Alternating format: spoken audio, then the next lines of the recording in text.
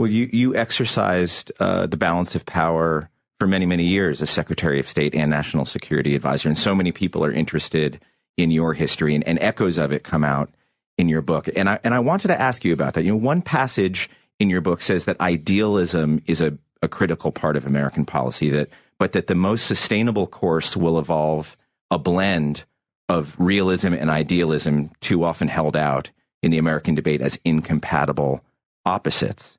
And it made me think of your history in places like Chile. Was it the case that realism trumped democratic idealism there when you engineered the coup against Salvador Allende? Was that an example of that? You know, one trouble with discussion of this type is you're referring to an event that happened 50 years ago. And so it's very hard to reconstruct. 40, yes. Or 40 years ago. Very hard to reconstruct. The fact is, I did not engineer a coup against Allende.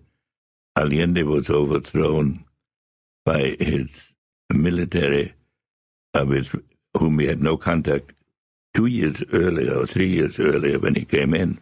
The head of the Chilean army, General René Schneider, was assassinated in his car. That was pursuant to a CIA operation that you did help initiate, that you said you turned off, but that you did help initiate. That was 3 years earlier. Correct.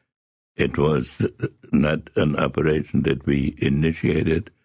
It was not planned as an assassination, and we turned it off once we became aware. But that happened 3 years earlier. That was not in connection with this. And many other people testified in front of the Church Commission in the Senate later on that, in fact, you were well informed of that operation, even after officially turning it off in a memo. Look, let me tell you something here. It's an issue that your audience cannot possibly know much about. This happened over 40 years ago. It has been exhaustively discussed.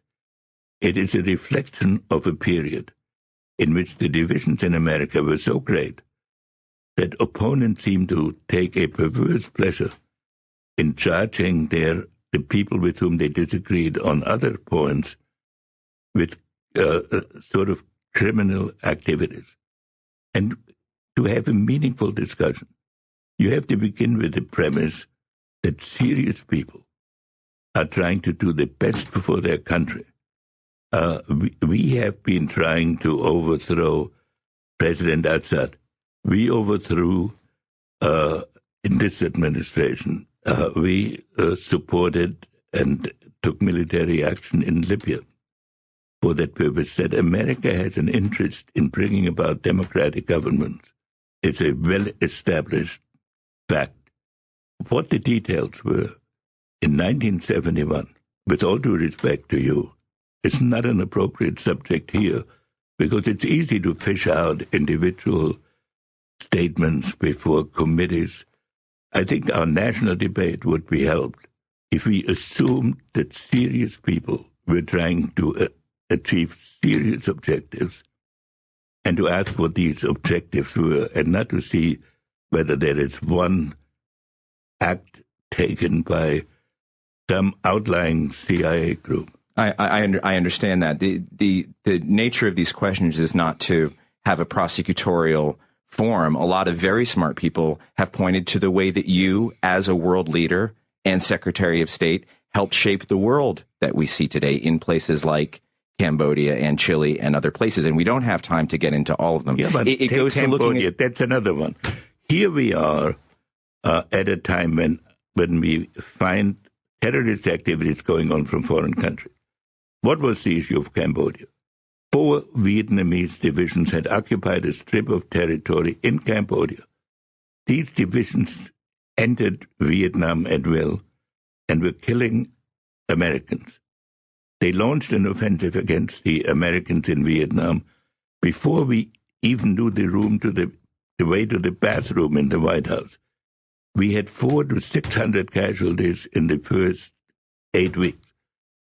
So what would your listeners have done? Would they have bombed these areas or not? We bombed these areas that were largely uninhabited.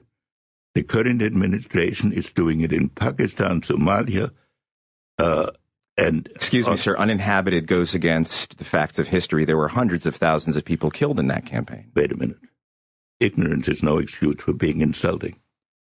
The bombing that people are talking about, that are criticizing the White House, was a 10-mile strip in which very few people were killed, if any. Then there was a military intervention when the North Vietnamese tried to occupy all of Cambodia. And then, as a result of the ground operations that were going on, the same sort of casualties occurred as occurred on the ground in Vietnam. Those were not under any individual White House control, and I don't know whether the numbers are correct.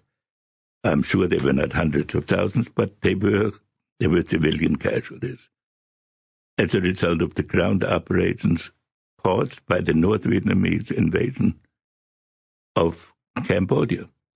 But to be asked to go over this again 50 years later, it's really absurd. Well, let me bring it to the present day, because the frustration is understandable, I suppose. Would students of history have an easier time with some of these questions? I'm not the first to ask them, of course. Would students of history have an easier time with these questions, Mr. Secretary, if your papers and your documents that are so important to U.S. history and controversial to so many people weren't gifted at the Library of Congress in a way that seals them off from the public until after your death, until well after your death? Well, it's absolutely. Your knowledge doesn't match your malice. So, are your records available? Records in the Library of Congress are copies of records that were in the files. I would say 98% of them have been made public, and the ones that are not made public are not kept secret because of my wishes. I have been spending years and hundreds of thousands of dollars to try to get them declassified, but they are hung up on the technicality that the classifying people say they've already declassified them as part of another system, and they don't want to go through the process again. So you're on record here saying that it is your wish. It is a certain fact that I have tried to make all these records available. I have nothing to be embarrassed about. I served in a difficult period of various wars in which we did the best we could to bring an end to the wars and to begin a structure of peace.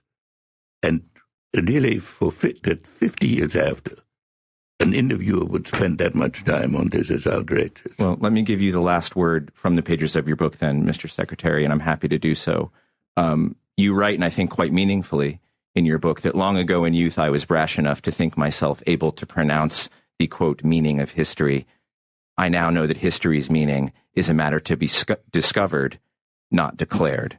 I'm very interested in that passage, especially given the number of years that you served, the things that you've seen, and the expertise that you possess. I wrote this paragraph because as an undergraduate, I wrote a thesis on the meaning of history based entirely on philosophical explorations. That was the longest thesis that had ever been done by an undergraduate and produced a rule that no one could write a thesis of such length. So in that last paragraph, I pointed out between the time of having written totally abstractly on history and the period of having participated in the making of history, it is clear that you cannot simply develop a theoretical construct and think that this is what history is. It is a process that has to be experienced, and I pointed out also in that paragraph that at the end of the day, when you are a national leader, you have to act on the basis of assessments you cannot prove true when you make them, so that there's always a margin of judgment. But we cannot be fair to that history if we spend our time poring over individual documents and to see whether you can find a sentence that proves a pre-existing theory. And when you create the impression on a program that there's something hidden and has been deliberately hidden because one doesn't want it before the public, there are no secrets to be discovered. There's nothing new to be learned about the career of Dr. Kissinger. There may be something. I